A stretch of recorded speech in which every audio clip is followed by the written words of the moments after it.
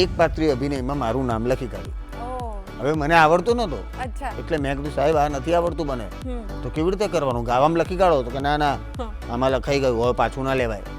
તો મેં તું મને શીખવાડો, તો કે મને નથી આવડતું.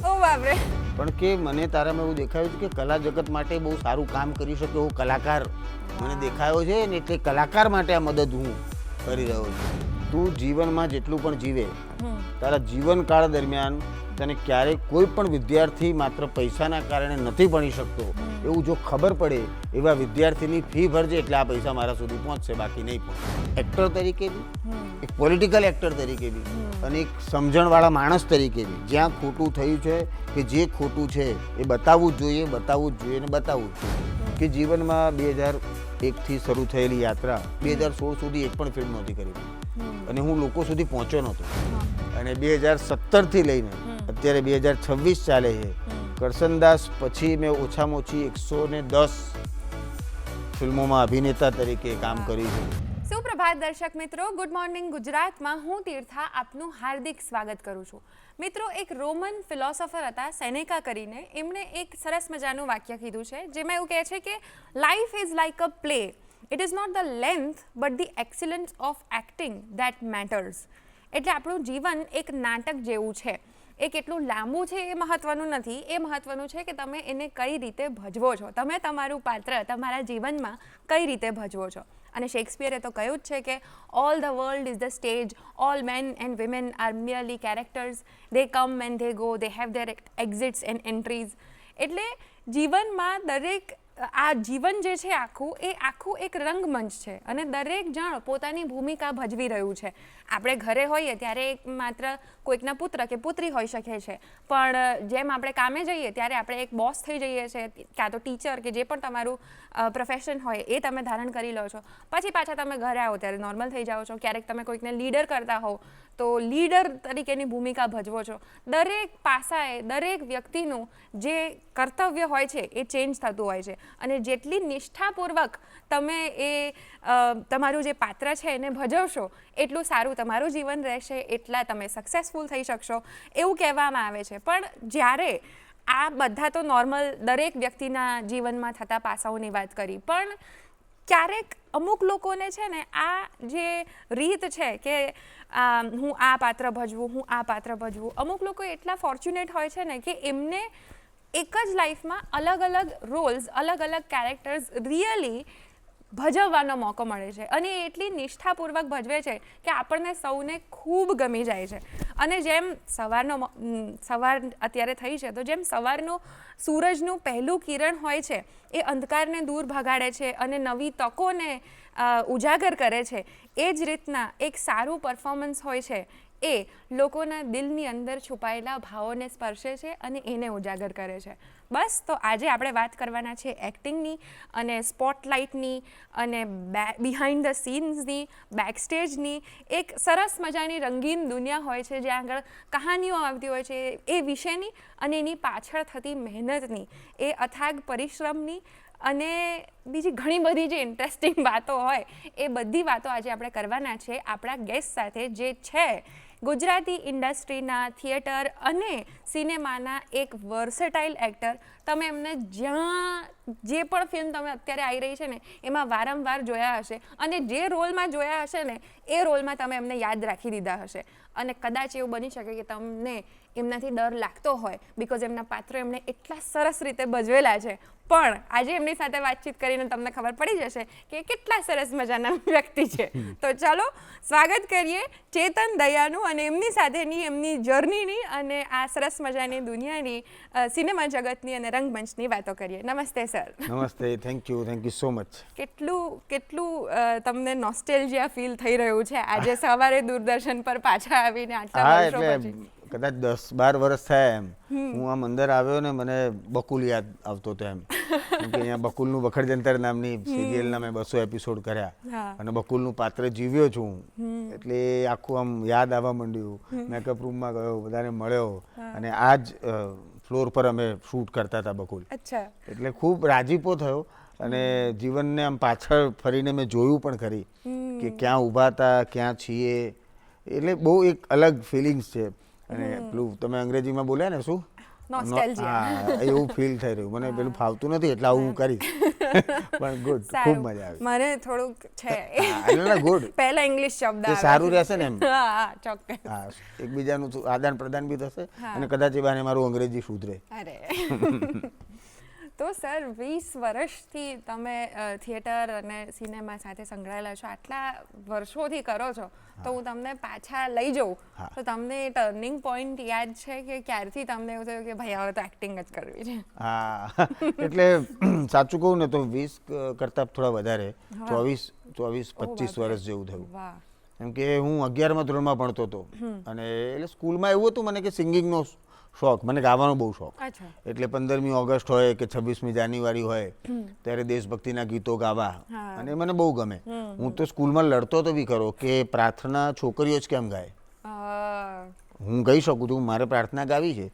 એવું એટલે મને ગાવાની મજા આવતી હતી એટલા માટે તો ઘણીવાર પ્રાર્થના પણ ગાઈ અને એક આખો પ્રોસેસ મજા આવે 15મી ઓગસ્ટ 26મી જાન્યુઆરી આપણે ગાયું હોય અને પછી એ ગીત ગાઈ લીધા પછી કાર્યક્રમમાં પરફોર્મન્સ કર્યા પછી સ્કૂલમાં આપણે નીકળીએ એટલે બધા જોવે આપણને કે આ છોકરો બધા જોવે છોકરા છોકરીઓ બધા અને આપણું એક આમ અલગ વર્ચસ્વ દેખાય ભણવામાં એવું દેખાતું નહોતું એટલે આપણે એક અલગ ટ્રેક પકડી રાખ્યો હતો કે ક્યાંક થોડુંક અને સાહેબોને વાલો હતો હું કે આ સરસ છોકરો છે પણ 11મા ધોરણમાં હતો ત્યારે યુવક મહોત્સવ નામની એક સ્પર્ધા આવી હતી અને એમાં એવું હતું કે દરેક શાળાએ કમ્પલસરી પાર્ટિસિપેટ કરવાનું અને એ વખતે મારી શાળામાંથી એક પાત્રીય અભિનયમાં કોઈ એ કંઈ રસ દાખવ્યો નહીં એટલે અમારા રાજુ પટેલ નામના ગુજરાતીના સાહેબ હતા એમણે એક પાત્રીય અભિનયમાં મારું નામ લખી કાઢ્યું હવે મને આવડતું નહોતું એટલે મેં કીધું સાહેબ આ નથી આવડતું મને તો કેવી રીતે કરવાનું ગાવામાં લખી કાઢો તો કે ના ના આમાં લખાઈ ગયું હવે પાછું ના લેવાય તો મેં તું મને શીખવાડો તો કે મને નથી આવડતું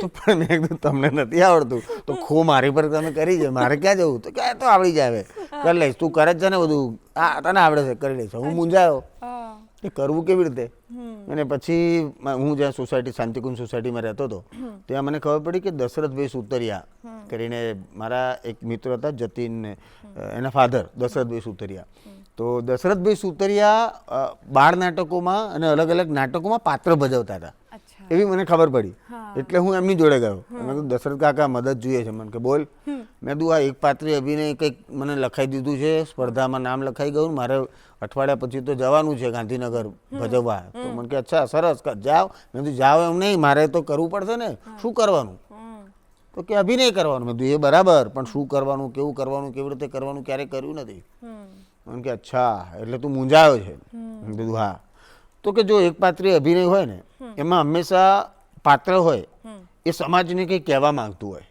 સમાજને કંઈ સંદેશ આપતું હોય તો તારે સમાજને કંઈ કહેવું છે એટલે મેં કીધું હું કોણ કહેનારો 11મા ધોરણમાં ભણતો છોકરો સમાજને શું કહે મેં કીધું આપણે કંઈ કહેવા જેવું છે નહીં મનમાં તો કે ના એવું ના ચાલે એક પાત્રીય અભિનયમાં તારે કંઈ કહેવું તો પડે જ હું મૂંઝાયો કે કેવી રીતે કહું શું કહું પછી મેં મારા સોસાયટીની આજુબાજુ નજર કરી આજુબાજુના રહેતા લોકો મિત્રો બધાને જોયા અને મને એક એ સમયનો સળગતો પ્રશ્ન દેખાયો અને એ પ્રશ્ન હતો શિક્ષિત બેરોજગાર એટલે પછી મેં કીધું દશરથ કાકા મને મળી ગયું સમાજને કંઈક કહેવાનું મને કે શું કહેવું છે મેં કીધું આટલું બધું ભણ્યા હોય આટલે બધા ઉજાગરા કર્યા હોય આટલું બધું ભણવા પાછળ મહેનત કરી હોય અને પછી ભણ્યા પછી ડિગ્રી મેળવ્યા પછી નોકરી જ ના મળે તો એવા લોકોની હાલત શું હોય તો એના વિશે મારે વાત કરવી છે મને કે સરસ તો કરો અરે મેં કીધું કરો નહીં કેવી રીતે હોય પછી એમણે સમજાવ્યું કે આવી રીતે કરાય આમ કરાય પછી એક સ્ક્રિપ્ટિંગનું ફોર્મેશન એમણે મને સમજાવ્યું કે એક પાત્ર દ્વારા ભજવાય ને આવું તે ને પછી તૈયાર કર્યું હોય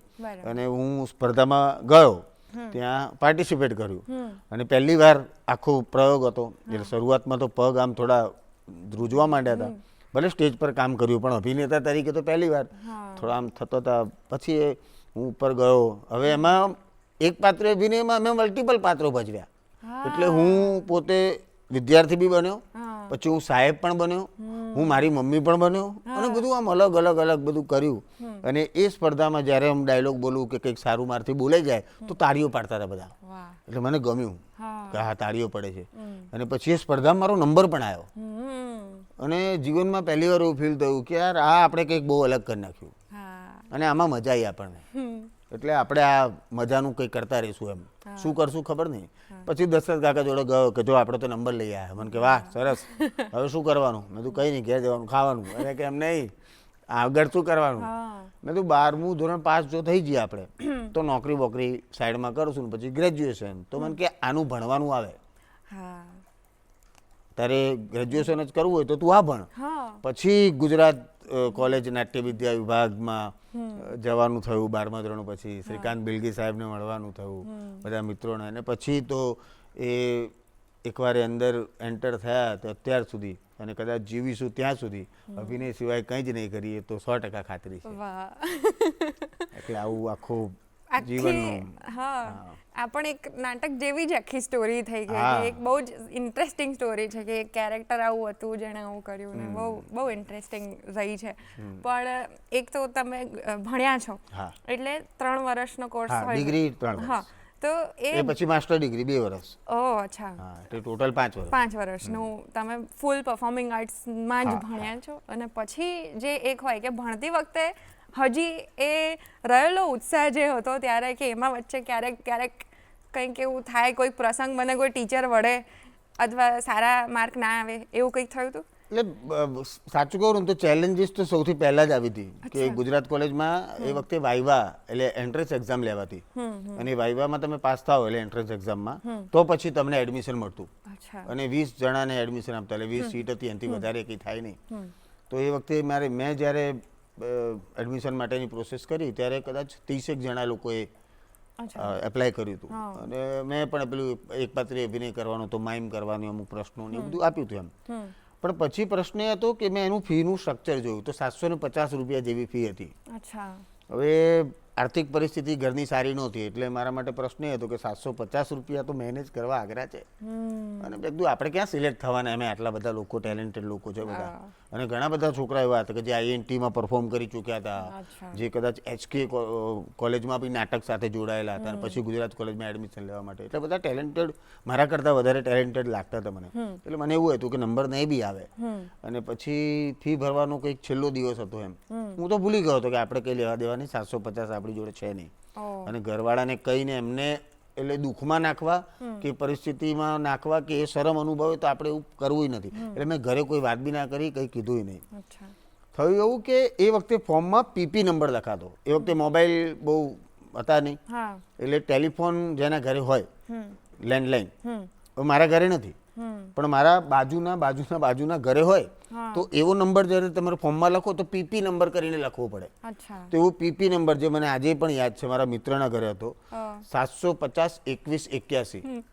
આ નંબર 750 21 81. જગદીશ રાઠોડ મારો મિત્ર, અને એના ઘરે એના પપ્પા ડાયાભાઈ રાઠોડ બહુ મોટી પોસ્ટ પર હતા ગવર્મેન્ટમાં, એમના ઘરનો આ નંબર. અને એક દિવસ એ જગદીશ દોડતો મારા ઘરે આવ્યો અને મેં કીધું કે ચલ જલ્દી ઘરે. મેં કીધું શું થયું? તો કે તારો ફોન આવ્યો.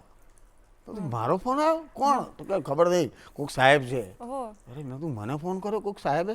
જીવનમાં ક્યારેય ફોન આવ્યો જ નહોતો, પહેલી વાર આવ્યો. હું તો ગયો દોડતો ફોન ઉપાડ્યું, વાત કર્યું, સામેથી અવાજ આવ્યો, શ્રીકાંત બિલગી બોલું છું કે. એટલે પહેલાં તો એવું તરત થોડી એક વાર નામ યાદ રહી જાય. કીધું હા કોણ? તો કે નાટ્ય વિદ્યા વિભાગમાંથી શ્રીકાંત બિલગી બોલું. મેં કીધું અચ્છા હા સર બોલો. તો કે એડમિશન આજે ફી ભરવાનો છેલ્લો દિવસ હતો એડમિશન માટેનો, તમે આવ્યા નથી, તમે સિલેક્ટ થયા છો, 20માં છો, તમારી સીટ છે, તો ફી ભરી જાઓ અને એડમિશન લઈ લો. તો મેં કીધું સાહેબ નથી. એટલે શું નથી? મેં કીધું ના એટલે રસ નથી. તો કે શેમાં રસ નથી? મેં કીધું અભિનય ને એ બધું નહીં થાય. પણ કે કેમ નહીં થાય? એટલે મેં સાહેબ સાચું તમને કહું તો ઘરની પરિસ્થિતિ સારી નથી અને આ 750 રૂપિયા જેવી એમાઉન્ટ અત્યારે વ્યવસ્થા છે નહીં, અને એટલે હું નથી આવ્યો. અને કે અચ્છા એવું છે, કંઈ વાંધો નહીં, કાલે પાછા આવો, ફોર્મ લઈ જાઓ. સારું. એટલે હું ગયો બીજા દિવસે. એટલે સાહેબે મને એમ કેબિનમાં બોલાવ્યો, મને કે આવો બેસો, બોલો શું થયું? મેં તું કંઈ નહીં, પેલું ફોર્મ પાછું લેવા આવ્યો. અચ્છા નહીં તકલીફ શું છે કહો. એટલે મેં સાહેબ 750 રૂપિયાની તકલીફ છે. અચ્છા કંઈ નહીં. સાહેબે એમનું પાકીટ કાઢ્યું, એમાંથી 770 કે 800 રૂપિયા સમથિંગ કાઢીને મને આમ મૂક્યા. અને હું જોઈ રહ્યો અને કે લો. એટલે મેં કીધું સાહેબ કે આ લે પૈસા લે તું, બહાર જા, ત્યાં બાજુમાં કેન્ટીન છે હીરાલાલની, ત્યાં હીરા કાકા જોડે જા, ચા પી અને ચા પીને સરસ રીતે પાછો આવે અને પછી આ ફી ભર દે. એટલે મેં કીધું સાહેબ બરાબર, પણ તમે આપણે હું ઓળખતો નથી તમને ને આ પૈસા ને આમ તેમ.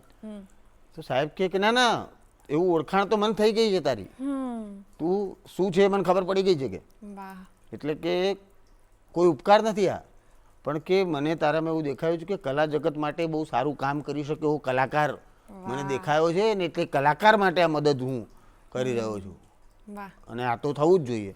થોડી બહુ આમ થોડી વાર મેં પણ સાહેબ માન્યા નહીં, મેં ફી ભરી દીધી, ભણવાનું શરૂ થયું. મેં કીધું સાહેબ રિક્વેસ્ટ, તો કે બોલો.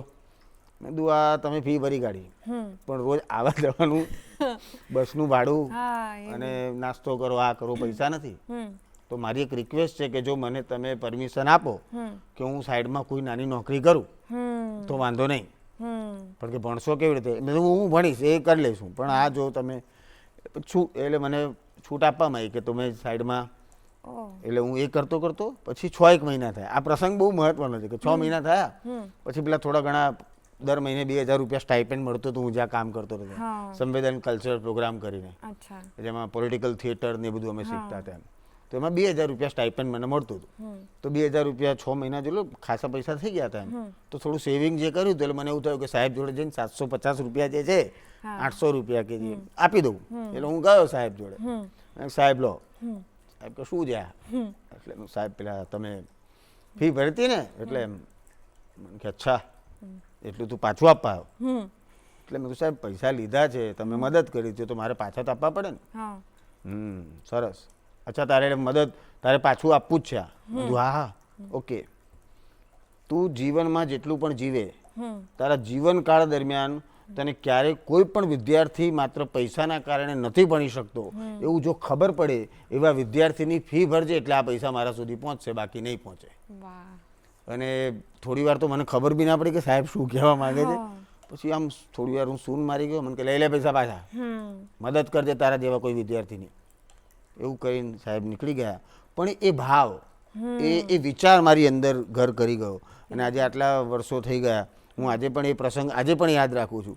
અને જ્યાં આપણાથી થતું હોય ત્યાં આપણે મદદરૂપ થવાનો પ્રયત્ન કરીએ, પણ આપણે નિમિત્ત માત્ર છીએ, આપણે તો નિમિત્ત બન્યા, પણ એ વિચાર જેના થકી આવ્યો જીવનમાં, એવા બિલગીસ સાહેબને આજે હું ખાસ થેન્ક યુ બધાની વચ્ચે કહું છું. અને લાઈફમાં આવા લોકોનું આવવું એ તમારા જીવનમાં બહુ, એટલે તમે કદાચ સારું કામ કર્યું હોય તો કદાચ થતું હોય. અને મારા માટે વ્યક્તિગત રીતે બહુ સરસ એક્સપિરિયન્સ રહ્યો અને આખી વાત એમ બહુ જ સરસ. અને આઈ થિંક કે એ નાટકવાળા લોકો, ખબર નહીં હું પણ બાયસ છું નાટકવાળા લોકો પ્રત્યે, કે એ એક આત્મીયતા થઈ જાય છે, લાગણીઓ આવી જાય છે કે આપણને એક નાટક કરીએ એમાં આપણને બધા ઘરના મેમ્બર્સ હોય એવું લાગી જતું હોય છે. એટલે એ તો ડેફિનેટ છે. અને એ સરસ મજાની નાટકની દુનિયા છે.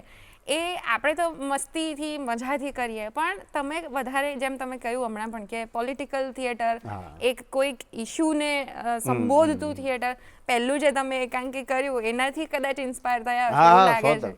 તો એની જર્ની કેવી રહી છે અને હજી બી તમે કરો છો એમાં કોઈક ને કોઈક તો મેસેજ તમે કહો જ છો તમારા નાટકોમાં? એટલે કલાકાર તરીકે એવું સતત આપણે માનતા હોઈએ કે સમાજને દર્પણ બતાવવું એ આપણું કામ છે. અને ક્યાંક તો આપણે હસાવીએ છીએ લોકોને, તો હસાવીને એમના દુઃખ ક્યાંક દૂર કરીએ છીએ. તો એની સાથે સાથે આપણી જવાબદારી પણ છે કે એમણે જીવનમાં કરેલી ભૂલો પણ એમને બતાવવી જોઈએ, જેથી ભૂલનું પુનરાવર્તન ના થાય. તો કલાકાર તરીકે પોલિટિકલ થિયેટર કરવાનું એક વ્યક્તિગત કારણ એવું હતું કે સમાજમાં જે પ્રશ્નો છે જે આપણે આંખ સામે જોઈએ છીએ પણ આંખ બંધ કરી દઈએ છીએ, તો એ આંખ બંધ કરીને જીવતા લોકો જેવું જીવવું છે કે આંખ ખુલ્લી રાખીને એનો વિરોધ કરવો છે.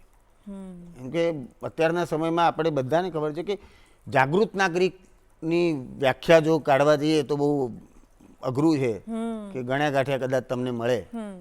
તો એ સમયમાં હું 100% એવું માનું છું કે એક્ટર તરીકે બી, એક પોલિટિકલ એક્ટર તરીકે બી અને એક સમજણવાળા માણસ તરીકે બી જ્યાં ખોટું થયું છે કે જે ખોટું છે એ બતાવવું જ જોઈએ, બતાવવું જ જોઈએ ને બતાવવું જ જોઈએ. કલાકાર જો લોકોનો ગુલામ થઈ ગયો ને તો કલા નહીં જીવે. એ પછી રાજા હોય, મહારાજા હોય, ગમે તે હોય, કલાકાર તો એવો જ હોવો જોઈએ જે મંચ પર ખુલ્લા મનથી અને કોઈ પણ વ્યક્તિના ડર વગર બધે સાચું સાચું કહી શકે. એવું 100% હું માનું છું. બિલકુલ, બહુ જ મસ્ત શબ્દો સાથે સચોટ વાત તમે કરી છે અને થેન્ક યુ સો મચ એ કરવા માટે. હવે જે આપણે નાટકની તો આટલી બધી સરસ વાતો કરી, સિનેમાની વાતો હજી કરશું, હવે આપણે એમાં જઈએ, પણ અત્યારે સમય થઈ ગયો છે એક વિરામનો, તો મળીએ ગુડ મોર્નિંગ ગુજરાતમાં એક નાનકડા વિરામ બાદ. વિરામ બાદ આપ સૌનું ફરીથી સ્વાગત છે ગુડ મોર્નિંગ ગુજરાતમાં. આજે આપણી સાથે છે વર્સટાઇલ એક્ટર, ગુજરાતી થિયેટર અને સિનેમા કરતા ચેતન દયા. એમની સાથેની વાતચીત હવે આપણે કન્ટિન્યુ કરીએ. તો રંગમંચની સરસ વાતો તો કરી અને એમાં તમે ક્યાં સ્ટેન્ડ કરો છો એ પણ તમે અમને કીધું, થેન્ક યુ સો મચ, એ બહુ જ કામનું હતું. અને સિનેમાની જે જર્ની છે એ આખી અલગ છે એવું મને લાગે છે. તો એ ટ્રાન્ઝિશન તમારા લાઈફમાં કેવી રીતના આવ્યો? એ સ્મૂધ હતો કે આમ ગિયર વાળો હતો? એ તમે અમને કહો. હા, એટલે અઘરું તો છે જ, કેમ કે 2003-11મા ધોરણથી અભિનય શરૂ કર્યો અને પછી ગુજરાત કોલેજનું ભણવાનું શરૂ થયું. 2005માં ડિગ્રી પાસ આઉટ થયો. પછી માસ્ટર ડિગ્રી કરવાની ઈચ્છા હતી, પણ વડોદરા જઈને ત્યાં કરી શકાય એવું પાછું અઘરું હતું. પછી ઉપાસના સ્કૂલ ઓફ પરફોર્મિંગ આર્ટ્સ એટલે જેજીમાં 1 વર્ષ ને સેકન્ડ યર, પછી ઉપાસના સ્કૂલ ઓફ પરફોર્મિંગ આર્ટ્સમાં હું ગયો અને માસ્ટર ડિગ્રી 2012માં પૂરી કરી મેં. હા, એટલે 5 ને 7 વર્ષનો ગેપ રહ્યો વચ્ચે. પછી બી એવું હતું કે શેરી નાટકો મેં ઘણા બધા કર્યા, કેમ કે શેરી નાટક એવી વસ્તુ છે કે જે લોકોની વચ્ચે જઈને તમને ભજવવાની મજા આવે અને એમાં મહેનતાણું પણ મળે. પર શોનું 100 રૂપિયા મળતું, 100 રૂપિયા એટલે 500 કરો તો 500 રૂપિયા રોજના મળે. એટલે એ આખી પ્રોસેસ હતી. કમર્શિયલ નાટકો તરફ બી નાનું મોટું એક્સપેરિમેન્ટ તો ભણવાના કારણે જ ઘણા બધા થિયેટરના કરવા મળતા હતા, એ અગિયારની વાત છે. પછી કમર્શિયલ નાટકો પણ એ માત્ર એવું જ ચાલતું હતું એમ કે નાટક ને શેરી નાટક કે ફિલ્મો તરફનું કોઈ, અને એવું નહોતું કે જવું નહોતું, મળતું નહોતું, કોઈ ગણતું નહોતું, કદાચ એ આવડત એ નથી એમ. તો એવું સતત થયા કરે. અને સિરિયલ્સ, સુખના પુરીએ સાથિયા, એક 52 એપિસોડની સિરિયલ મેં કરી હતી, પ્રાયોજિત શ્રેણી હતી, સાંજે 7 વાગે કે 6:30 વાગે. તુષાર વ્યાસ, પારુલ વ્યાસ એ લોકો પ્રોડ્યુસર ડિરેક્ટર હતા અને સરસ એ પહેલો એક્સપિરિયન્સ સિરિયલનો. પછી આજ અહીંયા જ બકુલનું બખડજંતર, એના 200 એપિસોડ કર્યા, એનો રાજીપો, ઘણી બધી બેલા બદલાઈ એમાં, બકુલ એક જ રહ્યો. એટલે ઘણા બધા એ. અને પછી એક વાર છે ને એવું થાય ઘણીવાર કે જીવનમાં 2001થી શરૂ થયેલી યાત્રા 2016 સુધી એક પણ ફિલ્મ નહોતી કરી મેં, અને હું લોકો સુધી પહોંચ્યો નહોતો, એટલા બધા લોકો ઓળખતા નહોતા, પણ એ 16 વર્ષ સતત ટકી રહેવું અને એના માટેના મથામણ આપણી ચાલુ હતી. અને 2016ના મધ્યમાં એક ફિલ્મ માટેની પ્રોસેસ શરૂ થઈ અને ફિલ્મ હતી કરસનદાસ પે એન્ડ યુઝ. અને એ ફિલ્મમાં નેગેટિવ પાત્ર, હિરોઈનના ફાધરનું પાત્ર ભજવવાનો મોકો મળ્યો. કૃષ્ણદેવી યાજ્ઞિક, વૈસલ શાહ, અભિષેક શાહ એમણે કાસ્ટિંગ કર્યું હતું અને એ ફિલ્મમાં મેં પાત્ર ભજવ્યું. હવે કલાકાર તરીકે મારા માટે ચેલેન્જિંગ એ હતું કે અત્યાર સુધી કમર્શિયલ નાટકોમાં કોમેડી પાત્રો ભજવ્યા, બકુલનું બખડજંતરમાં તો બકુલ બી એક કોમેડી પાત્ર ભજવ્યું. તો મોટાભાગના લોકો એવું માનતા હતા કે ચેતન કોમેડી એક્ટર છે. એટલે મારા માટે એ એક પેલી ચેલેન્જ હતી કે ભાઈ જો ખરેખર તું એક્ટર છે, કલાકાર છે, કોઈ એક પેલા એમાં તારે બંધાવું ના હોય તો અહીંયા સાબિત કરીને બતાવો. એટલે પછી કરસનદાસ પે એન્ડ યુઝ અને એવું હતું કે આ જાત સાબિત કરવાનો મોકો મળે છે, અહીંયા સાબિત કરી દો તો પછી આગળ લડી લઈશું એમ. અને પછી એ કરસનદાસનું પાત્ર ભજવ્યું અને જે લોકોએ 2017માં એ ફિલ્મ રિલીઝ થઈ અને 2017થી લઈને અત્યારે 2026 ચાલે છે. કરસનદાસ પછી મેં ઓછામાં ઓછી 110 ફિલ્મોમાં અભિનેતા તરીકે કામ કર્યું છે. એટલે દર વર્ષે ઓછામાં ઓછી 12-14 ફિલ્મોમાં હું અભિનેતા તરીકે કામ કરતો હોઉં છું. અને એ જે વિચાર્યું હતું અને જે એ પેલું કહેવાય ને કે આ તો કરીશું, જોરદાર કરીશું, અહીંયા સાબિત કરવી જ પડે તમારી જાતને, કેમ કે અહીંયા જાત સાબિત કરવાની જગ્યા મળતી નથી, બનાવવી પડે છે. તો એ જગ્યા બનાવવાનો મોકો હતો, તો એ જગ્યા બનાવવા માટે જે મહેનત થઈ અને એ પાત્ર ભજવાયું અને એ પાત્ર જે રીતે જીવ્યા અને એની જે મહેનત હતી એ રંગ લાવી તો આજે 10 વર્ષ વાતને થવા આવ્યા છે. 10 વર્ષ સુધી અભિનેતા તરીકે સરસ ઘણી બધી ફિલ્મો કરતા રહીએ અને થતા રહીએ. એટલે કરસનદાસ પે એન્ડ યુઝ એ મારા જીવનનો એક બહુ મોટો point હતો. ટર્નિંગ પોઈન્ટ કહી શકાય. હા. અને થેન્ક યુ સો મચ જેના કારણે આ પાત્ર ભજવી શક્યો જેવા તમામ લોકોને, કૃષ્ણદેવ યાજ્ઞિક, વૈસલ શાહ, અભિષેક શાહ, મારા સપોર્ટિવ તો હું હતો પણ કો એક્ટર જેટલા માઇકલ, હેમાંગ, દીક્ષા, જય ભટ્ટ, બધાને થેન્ક યુ સો મચ. અરે પણ મારે વાત કરવી છે, તમે કીધું અત્યારે પણ કે એ મહેનત હતી, હા, તો એ મહેનત વિશે અમને જણાવી શકો થોડું, કે એ તમે જ કહ્યું કે જેમ કોમેડી હતી કે અમને. હા, એ ફિલ્મ જ્યારે થઈ ત્યારે મારી ઉંમર 32 વર્ષની હતી, 32-33 વર્ષ, અને એ પાત્રની ઉંમર 50 વર્ષની હતી. રાઈટ. એટલે મને એ લોકોએ ઓડિશનમાં સિલેક્ટ તો કરી લીધો, પણ એમના મનમાં એક પ્રશ્ન હતો, મૂંઝવણ હતી કે પરફોર્મન્સ તો કડક છે યાર, પણ એજ ગ્રુપનો લોચો છે તો શું કરીએ. તો મને બોલાયો, મને કે બધું બરાબર છે પણ કે તમે 7 દીકરીઓના બાપ કેવી રીતે લાગશો, એના માટે શું થઈ શકે. એટલે મેં કીધું અચ્છા ઓકે કંઈ નહીં, કેટલો સમય છે, મને કે છે હજી તો થોડોક ટાઈમ છે, 2-3 મહિના છે. મેં કીધું ઓકે. તો 2-3 મહિના દરમિયાન મને એક પ્રોસેસ કરવા દો. એટલે મેં વેટ ગેઇન કર્યું, વજન વધાર્યું, દાઢી વધારી, અને એકદમ રફ લુક જેવો આખો ડિઝાઇન કરવાનો પ્રયત્ન કર્યો કે મને જે વાંચતા મને જે ઇમેજિન થયું હતું કેરેક્ટર એવું બનવાનો પ્રયત્ન કર્યો.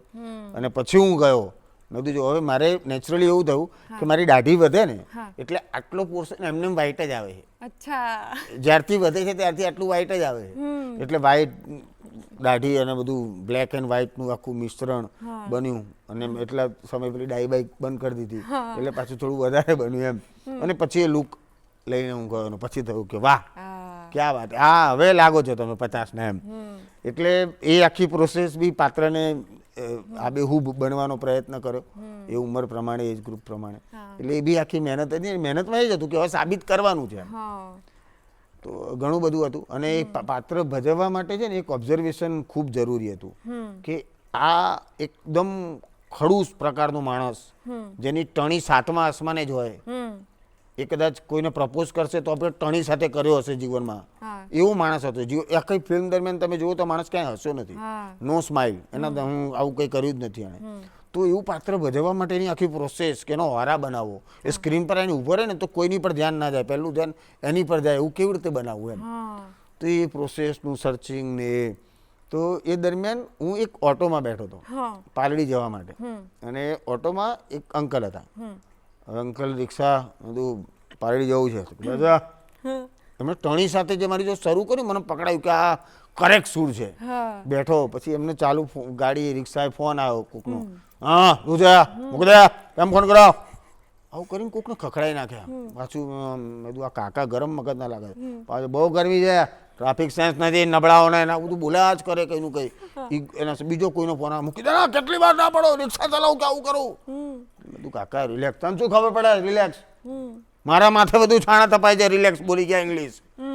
મને આખું કહી દીધું. મેં કીધું એમને તમે ડ્રાઈવ કરો તો ગાડી ડ્રાઈવ કરો, ઉતરી જા કે ના ફાવે તો. ઓ બાપ રે. મને આમ થોડી વાર થયું, મેં તો કાકા અરે ઉતરી જા ને ભાઈ, ના ફાવે તો. હા કઈ નહીં, લઈ લો પારડી. પછી હું કઈ બોલ્યો નહીં, પણ એ હું કાચમાંથી એમને જોઈ રહ્યો હતો કે કાકા જે કરી આજુબાજુ વાળાને જે રીતે કોઈક સિગ્નલ તોડીને ગયું હોય તો એ અત્યારે આપણે રિજનલ લેંગ્વેજ અને એ બધું, એ તો બધું બહુ બધું બોલતા હતા જે અહીંયા બોલાયું નથી, એવું બધું બોલવા માંડ્યા. અને મેં કીધું ઓકે. પછી ઉતર્યા, પછી મીટર જેટલું થયું એટલે મેં પૈસા આપ્યા એમને. પછી હું થોડી વાર એમને જોઈ રહ્યો, મેં કીધું એ શું રિએક્ટ કરે છે, એમને જોઈ રહીએ તો. કેમ કે આવા લોકોને છે ને એક ઈગો હોય કે એમને તમે આમ ધારીને ખાલી જોઈ રહ્યો તો એને ઈગો હશે, શું જોવે છે એવું કરશે. એટલે હું જાણી જોઈને જોઈ રહ્યો કે શું છે, કંઈ નથી. મેં કીધું મેં બી એમને જેવું કર્યું, કંઈ નથી. મેં આંખો શેની કાઢે, મેં તમે આટલી વાર કાઢી બોલ્યો, જતો રહે ને. Okay good, thank you. તો એ જે પાત્ર મને જે દેખાયું હતું ને એ જ મેં એમાં ભજવવાનો પ્રયત્ન કર્યો, આબેહૂબ. અને મજા આવી એમ. એ ઓબ્ઝર્વેશન એટલું બધું મદદરૂપ થયું અને એટલી મજા આવી કે વાહ, એ કાકાને બી થેન્ક યુ. અને મને તો લાગે છે કે બહુ સરસ લાવો જ કહેવાય કે ગુજરાતી ફિલ્મમાં આટલો સમય મળવો કે તમે આટલું પ્રોસેસ કરી શકો બાહ્ય, અને તમે આ તો દરેક જણ કરે કે એમને છે, પણ આવું વેટ ગેઇન કરવાનું એ યર્સમાં એ હા આઈ ડોન્ટ થિંક કે કોઈ કરી શકતું હતું અથવા એવો મોકો મળતો હતો. એટલે હું તો એવું માનું છું કે દરેક કલાકારને કરવું જ હોય છે, પણ એ સમય સંજોગો એ સાથ નથી આપે મળતો ને. ના. હા, એ એક ચેલેન્જ હોય છે, પણ એ તમને પહેલામાં મળી એ જ સારી વાત. અને એના કારણે તમને પછી આટલા બધા કેરેક્ટર્સ મળ્યા. તો આટલા બધા કેરેક્ટર્સમાં કોઈ એવું કેરેક્ટર છે આના સિવાય? કરશન દાસ તો બહુ જ હેલ્પફુલ રહ્યું, પણ આટલા બધા કેરેક્ટર્સમાંથી કોઈ કામ એવું હોય કે ઇનિશિયલી પહેલી વાર જોઈને તમને એવું લાગ્યું હોય કે નથી આમાં કંઈ મજા આવે એવું, પણ તોય પછી થઈ ગયું હોય અને પછી એ રિવોર્ડિંગ લાગ્યું હોય એવું કંઈક આમ? આ કરશન દાસ પછી છે ને મને એ પ્રકારના પાત્રો વધારે ઓફર નેગેટિવ. થયા હતા. તો એક દિવા સ્વપ્ન નામની ફિલ્મ જે મેં કરી છે, તો દિવા સ્વપ્નના પ્રોડ્યુસર અને ડિરેક્ટરે મને બોલાવ્યો હતો અને એમાં નેગેટિવ રોલ માટે જ બોલાવ્યો હતો અને મને કે આ રોલ કરવાનો છે એમ. એટલે મેં કીધું મને આમાં રસ નથી. મેં કીધું એક કામ કરો, આજે કચરાભાઈ વાળું પાત્ર છે એ હું ભજવું તો ડિરેક્ટર કે હા એ જ પ્રમાણે તો બધું બંને સેટ છે. પછી પ્રશાંતભાઈ હતા એ વખતે, પ્રશાંત ગોયલ ડીઓપી, તો એમણે કીધું કે હા ચેતન જોડે એ કરાવાય, બરાબર. મેં તું સાચું કહું તો મને આ એ સેમ મને લાગશે, એટલે મારો પ્રયત્ન છે અત્યારે કે નથી કરવું. મને કે પણ પેલા બહુ મજા છે પરફોર્મન્સની, એમાં પરફોર્મન્સને આમ તેમ. કીધું હા બરાબર છે, આમાં હું મજા લઈ લઈશ. મેં ટ્રાય તો કરવા દો. હવે એ વખતે એવું હતું કે યાર નેગેટિવ કેરેક્ટર છોડ્યું, થોડું પેલું અંદર પેલું બી થતું હતું કે આ પરફોર્મન્સ વાળી તો જગ્યા છે જ, હવે કચરાભાઈનું પાત્ર કેવી રીતે. પછી મેં કીધું ઓકે. પછી એ કચરાભાઈનું પાત્ર જીવવાનો પ્રયત્ન કર્યો અને એ ભજવાયું.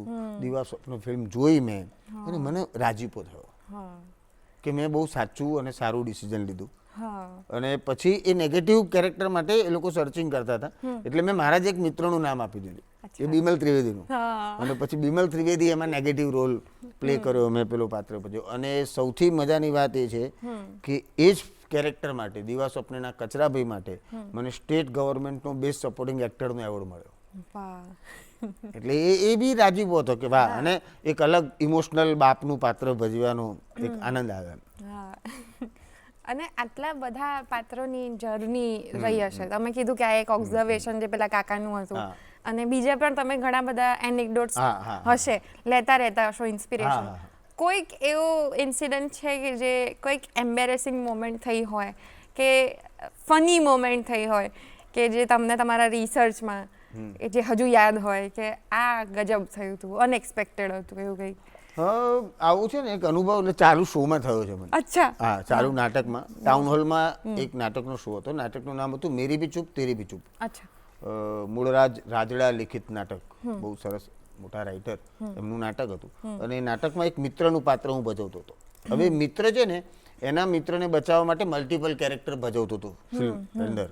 તો કોઈક વાર એના પપ્પા બની ગયો હોય, એના બોસ બની જાય, અને એવી પરિસ્થિતિમાં તો એમાં એક જગ્યા એવી હતી કે પેલો એક સંસ્થાનો ટ્રસ્ટી બનીને આવવાનું છે, અને પછી ખબર પડે કે હું ટ્રસ્ટી બનીને આવ્યો પણ સામે તો ખરેખર બાપા છે. તો કહેવાનું કે ના ના હું ટ્રસ્ટી નથી, હું આ છું એમ.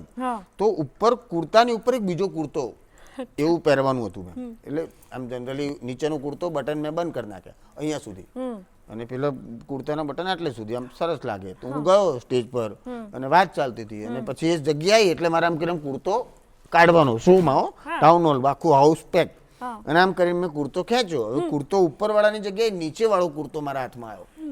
એટલે થયું એવું કે અહીંયા સુધી આ માથું ઊંચું થઈ ગયું, નીચે મારું પેટ દેખાય આખું ખુલ્લું, અડધું બોડી બહાર, અને આટલે સુધી ખેંચ્યા પછી હવે ના નીચે લઈ શકું ના બહાર નીકળી શકું, અને અહીંયાથી આ જબ્બો નીકળે નહીં.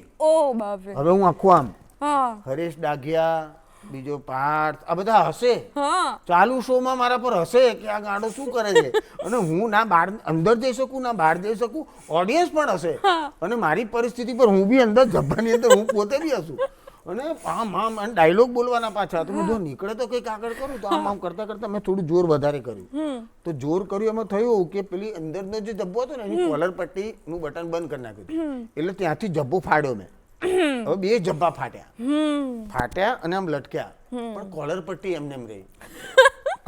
હવે આખો આમ જબ્બો લટકેલો કોલર પટ્ટી વાળો અને રાજપાલ યાદવને બહુ બધો માર્યો હોય કોઈએ અને પછી કેવો આમ ઘેંઘા જેવો થઈને ઉભો હોય બિચારો એવી હાલત મારી હતી અને બધા હાસ્યા જ કરે છે કોઈ ડાયલોગ કંઈ બોલતું નથી ડાઘિયા હશે બેકસ્ટેજમાંથી લોકો હસી રહ્યા છે એવો અવાજ બી મને આવે હું પોતે હસી રહ્યો છું બધું આમાં હું શું કરી શકું પણ અને પછી જેમ તેમ કરીને એ પટ્ટી બી ફાડ નાખીને અને આમ જે ધબ્બો વધે ને ફેંક્યો આમ રીત છે મેં કીધું આવી રીતે પૂછાય કોઈને કોણ છે તું છે આમાં ધબ્બા ફાટી ગયા મારા અને હું બોલી રહ્યો છું અને બેકસ્ટેજ માંથી ઉપરથી કોઈ આમ કઈ શર્ટ ફેંક્યો ચાલુ સીનમાં એ આઈને પડ્યો પછી શર્ટ લેવાનો બધા સામે પહેરવાનો આ કરવાનું પણ એ પ્રસંગ આજે પણ મને યાદ છે અને હરેશ ડાઘિયા અને બીજા જે મિત્રો છે એ લોકો આજે જોતા હશે તો એમને તો આબેહૂબ યાદ આવશે કે ખરેખર આવું થયું હતું એટલે કલાકાર તરીકે છે ને બહુ પૂર્વ તૈયારી કરીને જવું પડે સ્ટેજ પર જો તમે ક્યાંક તૈયારીમાં ખોટા પડ્યા આજે બટન ખોટો જબ્બો ખેંચાઈ ગયો તો એટલે મજા બી હતી એ યાદગાર બી છે અને એવી સિચ્યુએશનમાં મૂકાવ કે આમાં તમે શું કરો આ તો સરસ અને આટલા મતલબ આ નેચરલ સિચ્યુએશનલ કોમેડી થઈ ગઈ એમાં ઇમ્પ્રોવાઇઝેશનનો પછી સ્કોપ મળે એટલે ક્યારેક ક્યારેક સ્ટેજ પર જે ભૂલો થાય ને એ ગમે કે ઓ હવે કઈ તો સાચવીએ કોઈ ભૂલી ગયું છે ડાયલોગ હવે એને કરીએ તો એ એક અલગ મજા છે થિયેટરની પણ કમિંગ બેક ટુ આ ફિલ્મોના વાતો તો એમાં પણ આટલા બધા તમે જે કેરેક્ટર્સ કર્યા છે એમાં એક પોઈન્ટ પછી તમે પણ કહ્યું કે એવા નેગેટિવ રોલ્સ આવ્યા હતા એક સમય પછી કદાચ બહુ બધા પોલીસના રોલો પણ આવ્યા છે તો એ તમને કેવું લાગે વારંવાર પોલીસનું અને દરેક પોલીસનું પાત્ર પાછું અલગ છે જે રીતે ભજવાય છે તો એની પ્રોસેસ કેવી રહી પોલીસને તમે મળ્યા હતા કોઈ રિયલ લાઈફ પોલીસમેનને રિયલ લાઈફ પોલીસમાં જગત નામની જે ફિલ્મ છે જગતમાં અમારી સાથે અરુણ મિશ્રા સાહેબ છે એ વડોદરા પોલીસ સ્ટેશનમાં જ હતા સાહેબ અને એમણે રોલ પણ કર્યો છે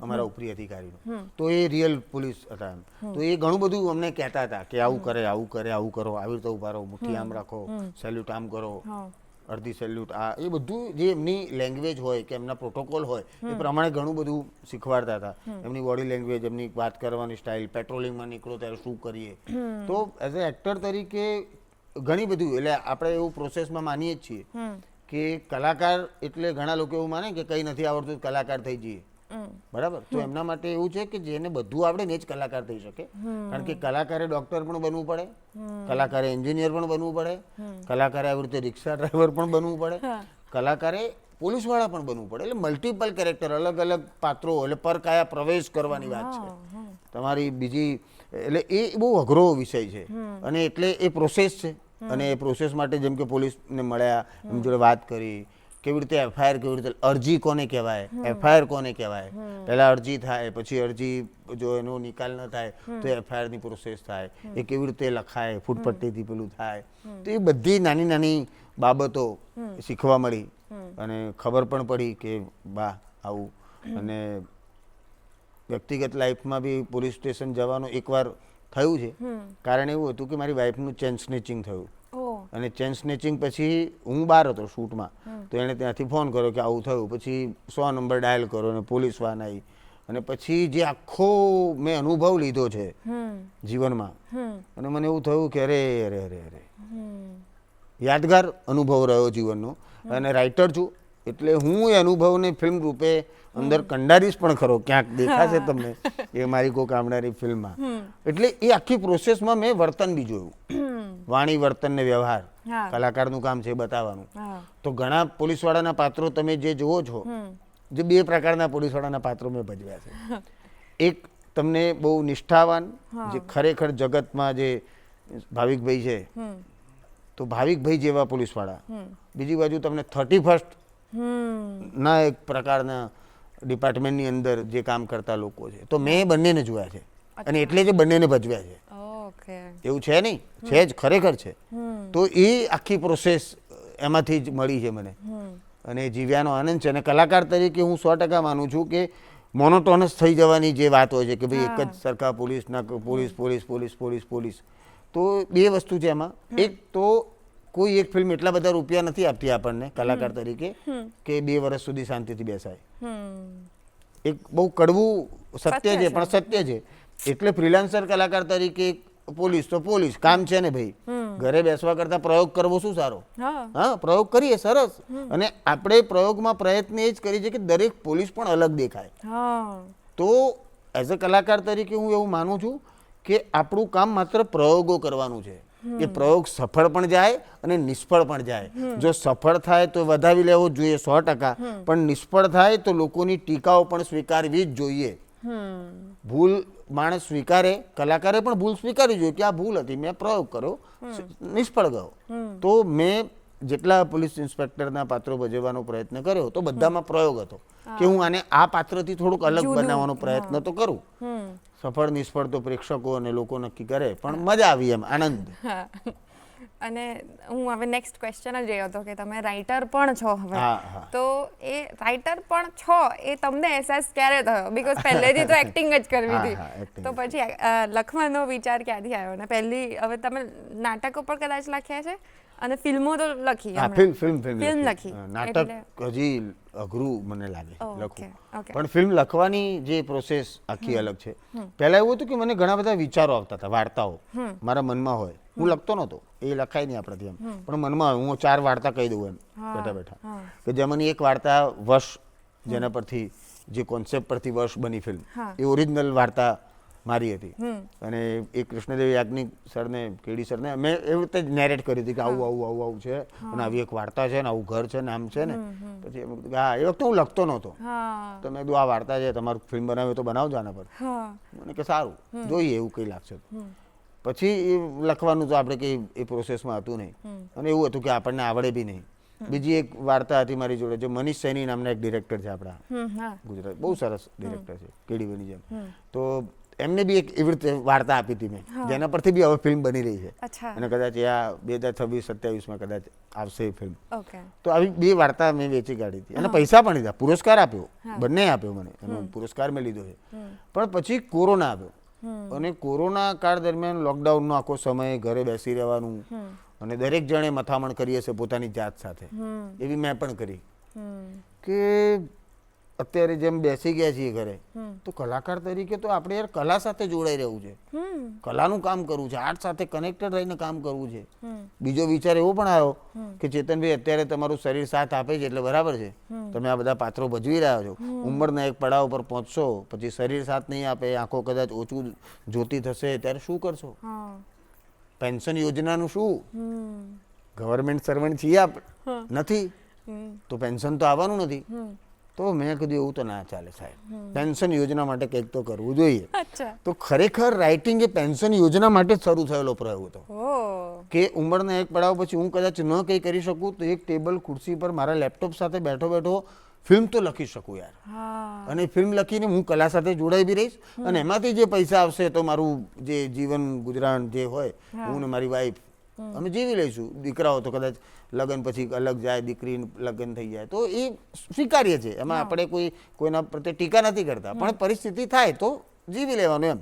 તો એ ભાવનાથી રાઇટિંગ કોરોના કાળ દરમિયાન લેપટોપ ખોલ્યું, પછી કેવી રીતે લખાય ફિલ્મ, કેવી રીતે શરૂ થાય. જય ભટ્ટ નામનો મારો એક મિત્ર છે, તો સરસ એક્ટર રાઇટર, કરસનદાસમાં જેણે મારી સામે વાળું પાત્ર ભજવી બી છે, એને ફોન કર્યો કે ભાઈ આપણું આવું થયું છે. મને કે સરસ, કરો શરૂ. પછી એને થોડું માર્ગદર્શન બી આપ્યું અને લખવાનું શરૂ થયું.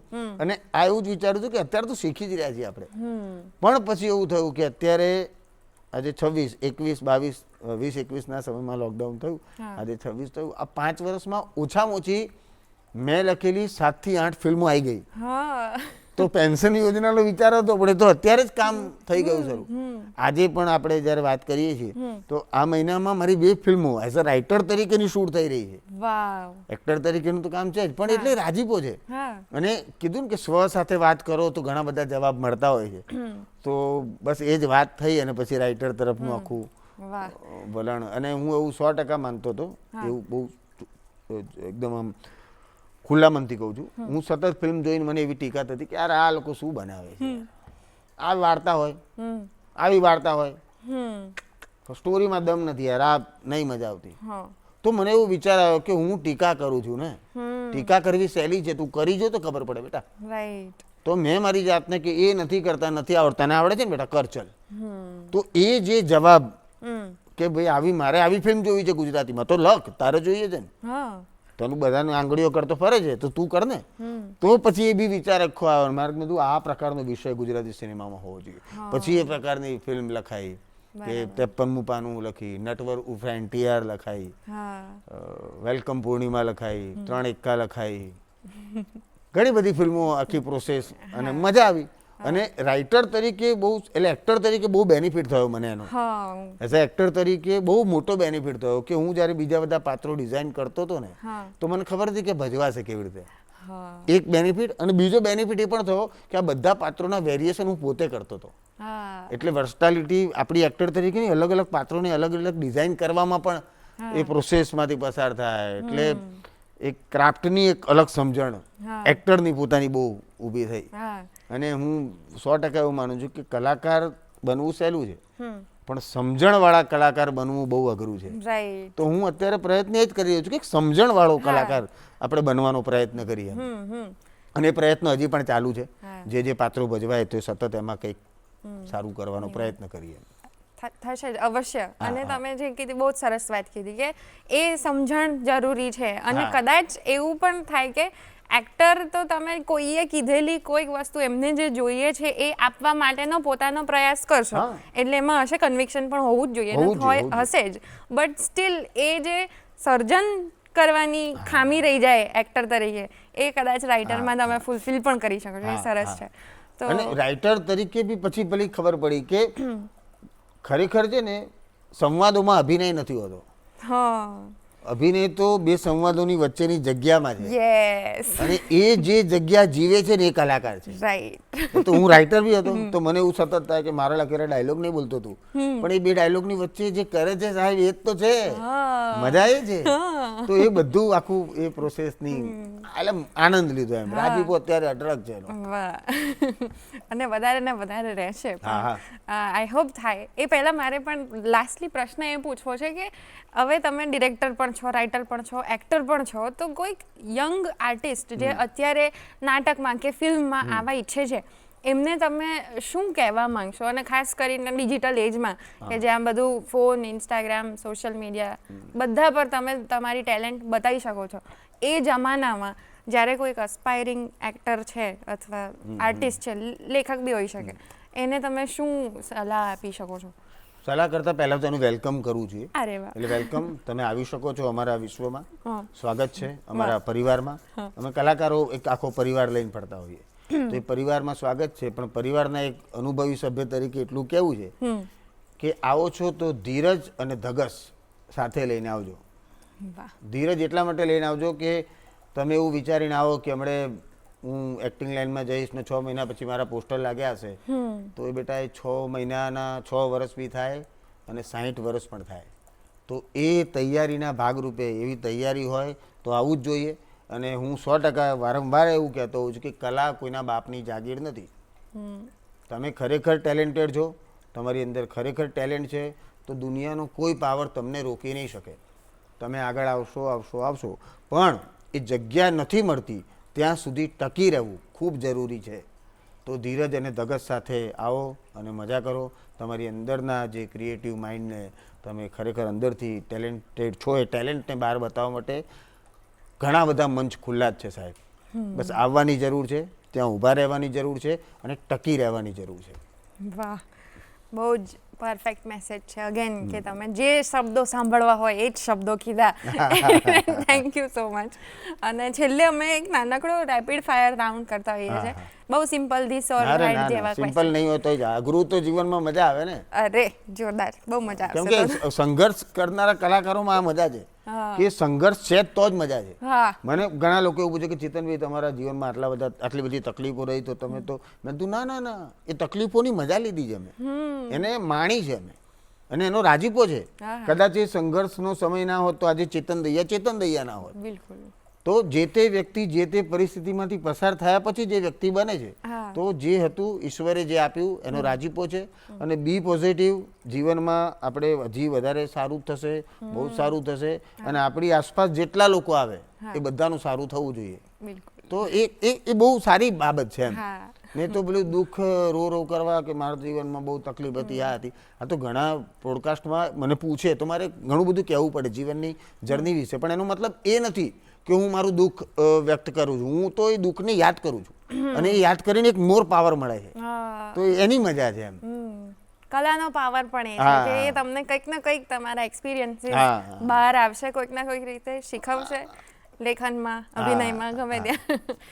તો રેપિડ ફાયર રાઉન્ડ પર જઈએ હવે. ના, એ એક નાનકડું ચોક્કસ. મને એવું થયું કે મેં એવું શરૂઆતમાં એવું કીધું કે હું કલાકાર તરીકે, એક્ટર તરીકે ને હું સિંગર તરીકે ગાવાનો શોખ હતો ને એવું, તો હું એક નાનકડું કંઈક એટલા માટે કે મને રાજીપો થઈ જાય, બહુ ગમશે અમને. અને 2 લાઈન વધારે નહીં કહું. ચોક્કસ. અને એ બી એટલા માટે છે કે એ સ્વભાવ, વ્યક્તિનો સ્વભાવ કે ચેતનભાઈ કોણ એવી રીતે જ એમ ચોક્કસ કે થાય સરે ખમણી તો ઉતરતા છીએ, થાય સરે ખમણી તો ઉતરતા છીએ, તે છતાં આબરૂને દીપાવી દીધી એમના મહેલને રોશની આપવા, એમના મહેલને રોશની આપવા, ઝૂંપડી પણ અમારી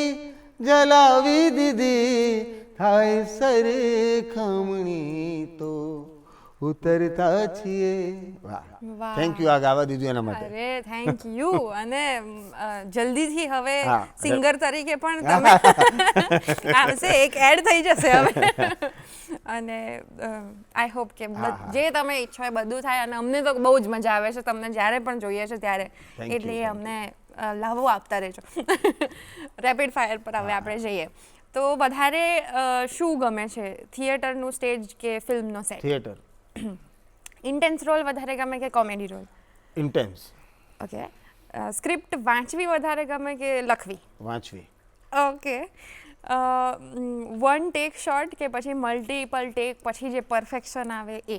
મલ્ટિપલ શોટ પછી પરફેક્શન આવે તો મૂળ તો દેખાવાનું એ જ છે જે સારું છે. હા. નેગેટિવ કેરેક્ટર વધારે ગમે કે હીરો ટાઈપ રોલ વધારે? નેગેટિવ. નાઇટ શૂટ કે early morning shoot? Night shoot. Okay. Improvisation કરવું વધારે ગમે કે આમ એકદમ પ્રોપર સ્ક્રિપ્ટ વાળું rehearsal? Improvisation. Obviously.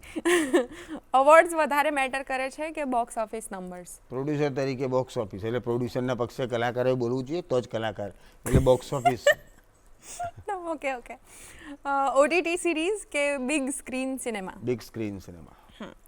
Writers block કે એક્ટર્સ સેલ્ફ ડાઉટ, બંનેમાંથી વધારે ડેન્જરસ કયું છે? આ જો અંગ્રેજીમાં છું મોટા ભાગનું બોલું, એટલે તું મને આમ થોડું સમજાવી દે. એટલે આમ એક્ટરને એવું થાય ને કે બરાબર મેં કર્યું, એક સેલ્ફ ડાઉટ રહ્યા કરે હંમેશા, તો એક્ટરોને એ વધારે થાય. અને જ્યારે લેખન તમે ના કરી શકો, અટકી ગયા હો કે કંઈ સૂચતું નથી, શું લખું, તો એ રાઇટર્સ બ્લોક.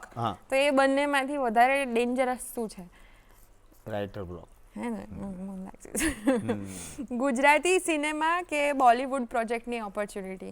એટલે ગુજરાતી સિનેમા પ્રાયોરિટીમાં તો એ છે, પછી મળે તો ના નહીં પાડીએ, પણ એના થકી સિનેમાને ઉપર લઈ જવાનો 100% પ્રયત્ન છે. અને થઈ રહ્યું છે ઓબ્વિયસલી, તો વધારે સારું થાય. સેટ પર તમે કેવા હોવ છો, સિરિયસ મોડ કે ફૂલ મસ્તી મોડ? અત્યારે જેવી વાત કરીને એવો જ હોઉં છું, મજા નહીં. અને આપણો નિયમ છે કે આપણે જ્યાં જઈએ ત્યાં પોઝિટિવ વિચાર, આનંદ પ્રસારતા રહીએ, કેમ કે તમારા ગયા પછી તમારી વાતથી જ તમારું વ્યક્તિત્વ કેવું છે એ ખબર પડે છે. અને આ એક થોડોક ફિલોસોફિકલ પ્રશ્ન છે, પણ તોય મને થાય છે, આમ મને નથી લાગતું બહુ અઘરો છે, પણ હા કે એક ઇફ નોટ, અગર તમે રાઇટર, એક્ટર, સિંગર, કલાના ક્ષેત્રમાં આયા જ ના હોત તો તમે શું થયા હોત? એ તમે કાચ ફિટિંગ કરતો હોત.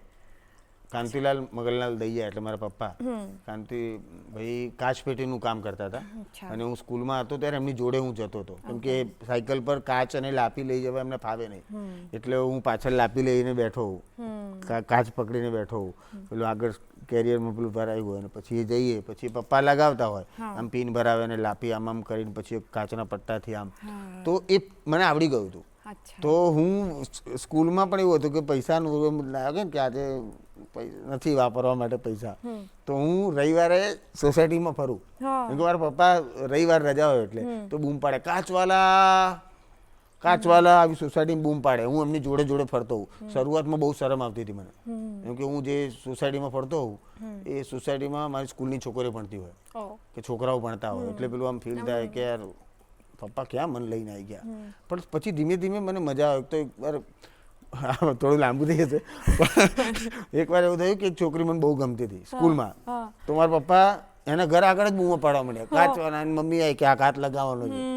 તો એના ઘેર કાચ લગાવવાનું, ફિટિંગ કરવાનું. અને મારા પપ્પા કે પેલી લાપી કર, અને હું આમ લાપી આમ કરતો તો પેલી છોકરી પાણી ગ્લાસ લઈને આવી. એ પછી એ છોકરીએ જેટલી વાર મારી સામે જોયું દયાની નજરથી જોયું. એ પ્રેમ જતો રહ્યો, દયા રહી એના માટે કે આ બિચારો બહુ તકલીફમાં છે. તો એ ફીલ થયું એમ. પણ પછી મને એવું થયું કે હું પોતે બી નીકળતો, શરમ દૂર થઈ ગઈ પછી કે આ છીએ તો છીએ, એમાં ગભરાવાનું શું. પછી તો હું જાતે જઉં, બૂમ પાડું કાચવાલા, અને એકાદ કાચ લગાવવાનું હોય ને તો એમાં 5-7 રૂપિયા 10 રૂપિયાનું માર્જિન મળતું, તો એટલા પૈસા મળે એમ. તો કાચ લગાવતો હતો. બહુ જ ઇન્સ્પિરેશનલ જર્ની છે તમારી, અને અમારી સાથે તમે શેર કરી અને આટલો આનંદ પણ અપાયો, સરસ ગાઈને સંભળાયું.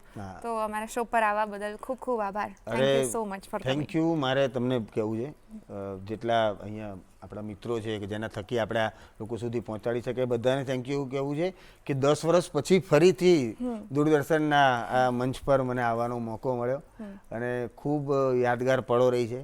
અને કલાકાર તરીકે ઘણું બધું એવું હોય છે કે જે તમારે કહેવું હોય છે એ કહેવા માટે માધ્યમ નથી મળતું, અને તમે એ માધ્યમ મને પૂરું પાડ્યું છે.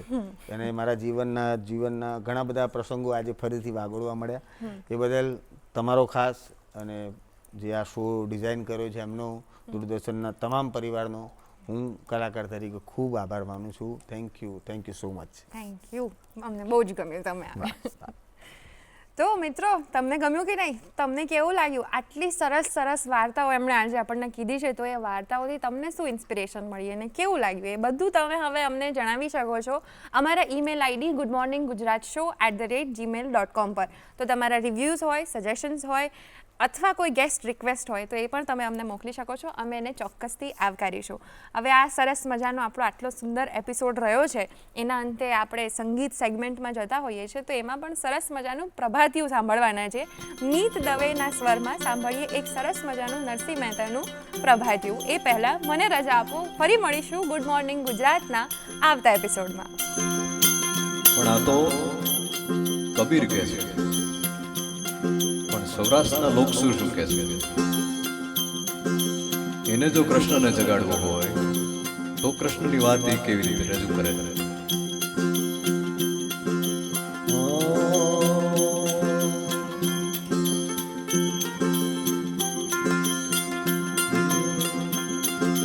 રૂડીને રંગેલી રે વાલા તારે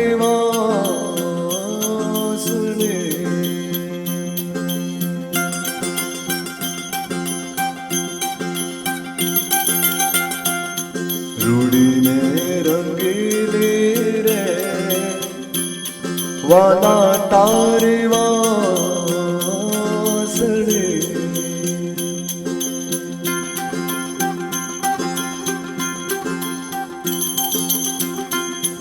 એ વાસણી મારા મંદિરે સંભળાય રે એ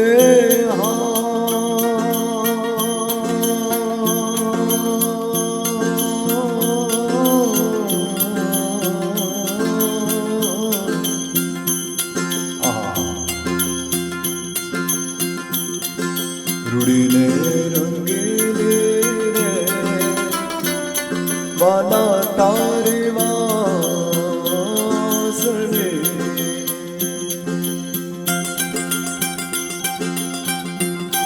રૂડીને રંગેલી રે વાલા તારે વાસણે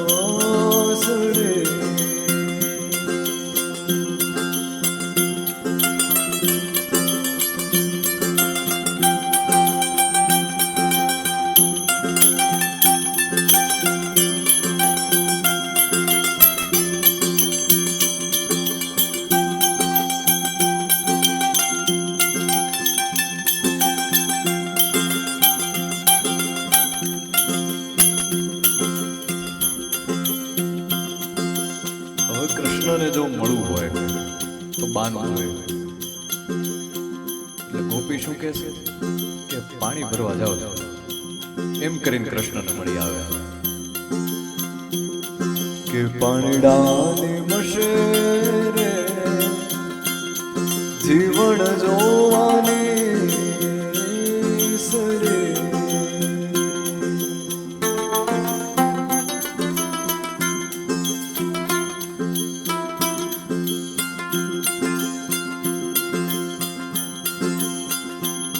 કે પાણીડાની મશે રે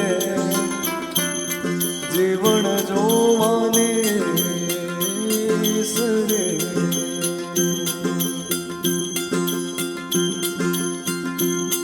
કે બેડા મેલા એ જી માન સરોવર એ જી પાર રે એ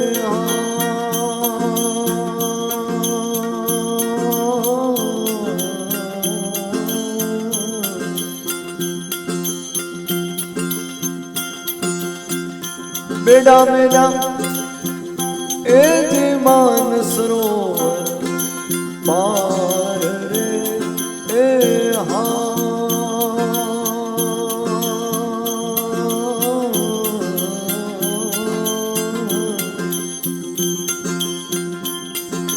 રૂડીને રંગીલી રે વાલા તારી વા